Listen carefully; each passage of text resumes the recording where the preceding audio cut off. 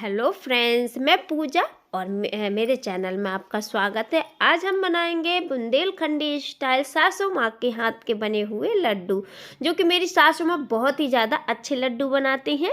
तो चलिए स्टार्ट करते हैं। तो स्टार्ट करने से पहले मेरे चैनल को आप लाइक, सब्सक्राइब और यदि मेरी वीडियो अच्छी लगती है तो कमेंट भी कर दीजिए। चलिए स्टार्ट करते हैं। तो ये यहाँ पे हम लोग कठिया गेहूं से लड्डू बनाते हैं, जो कि बहुत ही ज़्यादा ताकतवर होता है। ये हम लोगों के यहाँ मतलब हम लोग इसी वाले गेहूं से आटा के लड्डू बनाते हैं। ये इतना ताकतवर होता है और इसके लड्डू बहुत ही ज़्यादा टेस्टी और बहुत ही ज़्यादा अलग टाइप से बनते हैं।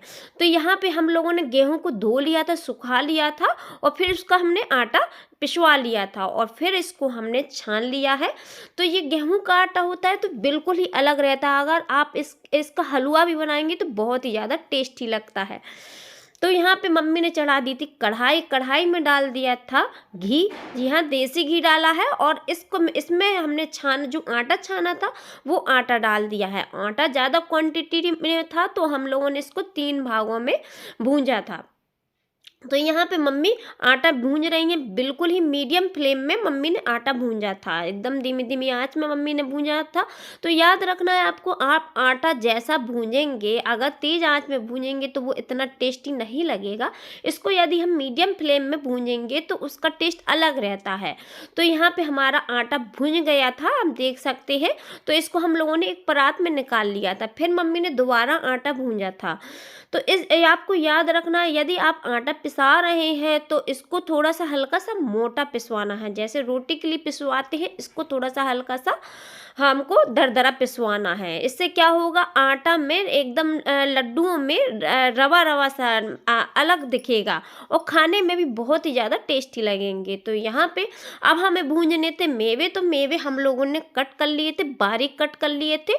तो मम्मी ने डाल दिया था कढ़ाई में घी और उसमें सबसे पहले मम्मी ने भूंजा है काजू।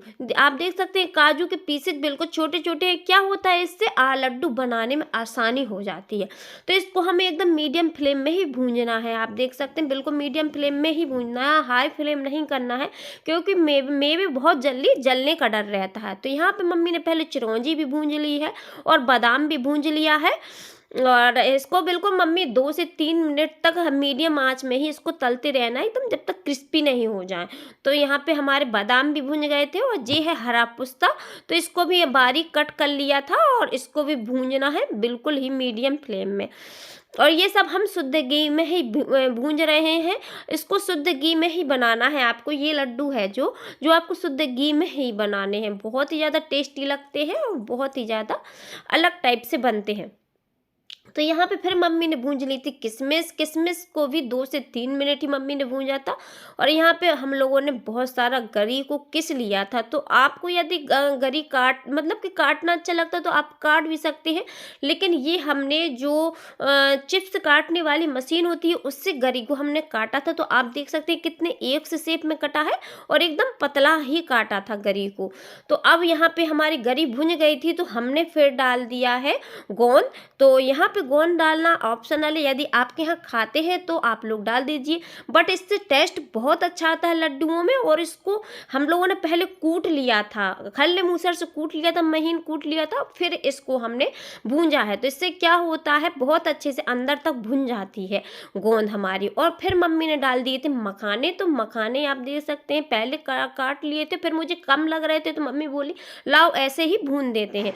तो फिर ऐसे भून दिया था और फिर मैंने इसको खल्ले मूसर में इसको कूट लिया था, क्योंकि सेंगे अगर मखाने डालेंगे तो क्या होगा कि वो लड्डू बनाने में बहुत मुश्किल पड़ेगी। तो फिर यहाँ पे मम्मी ने डाल दिया था सफ़ेद पिस्ता, उसको भी मीडियम फ्लेम में भूंजा है। और यहाँ पे फिर मम्मी ने बोला कि यहाँ पे डाल दो हल्दी। तो फिर मैंने 1.5 चम्मच घी में हल्दी डाल दी है और उसको भी हमें पकाना है। और फिर यहाँ पे हम लोगों ने 4 किलो करीबन का आटा था तो मम्मी ने यहाँ पे 1.5 किलो गुड़ लिया है। तो गुड़ को भी अच्छे से पिघलाना है और उसको अच्छा गर्म करना है गुड़ को। और ये मम्मी ने 1 कटोरी भर सौंठ का पिसा हुआ पाउडर डाल दिया है। जी हाँ, इससे बहुत ही अच्छा टेस्ट आता है, तो आप इसको स्किप बिल्कुल भी नहीं कीजिए। इससे टेस्ट बहुत अच्छा आता है। अगर आप जैसे गुड़ बनाते हो, सिठौरा बनाते हो, तो उसमें भी सौंठ का बहुत अलग ही टेस्ट रहता है, तो आप इसको ज़रूर डालिए। तो मम्मी ने तो मेरी 1 कटोरी भर सौंठ डाली थी। और आप पैकेट में भी मिल जाती बहुत आसानी से, तो आप लोग मँगा सकते हैं। तो यहाँ पे हमारा जो मेवा था और जो सब कुछ, मतलब जो मेवा हमने भूंजे थे, तो आप देख सकते हैं मैंने इसको खल मूसल में कूट लिया था। क्या होता है, इससे लड्डू बहुत आसानी से बन जाते हैं। आप अगर चाहें मिक्सी में भी पीस सकते हैं, पर क्या होता है मिक्सी में बहुत ज़्यादा महीन हो जाता है, तो वो अच्छा नहीं लगता है। तो यहाँ पे मैंने थोड़ा-थोड़ा मतलब मसल के भी डाल दिया है, तो इससे लड्डू बहुत आसानी से बन जाएँगे। और इसको हमें अच्छे से मिक्स करना है। जी हाँ, बहुत ही अच्छे से मिक्स करना। आप देख सकते हैं मैंने गरी के बहुत बड़े-बड़े टुकड़े थे, तो इससे इसको हाथ से मसल लिया है, तो इससे लड्डू बहुत आसानी से बन जाएँगे। यहाँ पे मम्मी मिला रही हैं, सब मेवे को मिला रही हैं कि ऊपर-नीचे कर रही हैं। तो अब यहाँ पे अब हम लोग मिलाएँगे गुड़ को, क्योंकि गुड़ हमारा हो गया है मेल्ट, अच्छे से गर्म हो गया है। अगर आप चाहें और घी डालना है, तो आप गुड़ में जब गर्म हो रहा है तो उसमें घी डाल सकते हैं। क्या होता है, इससे लड्डू बहुत अच्छे से बन जाते हैं। तो लीजिए हमारा गुड़ गर्म हो गया है, वो उसी में जो हमने सफ़ेद पुस्ता भूंजा था, तो उसी में ही गुड़ मम्मी ने डाल दिया था।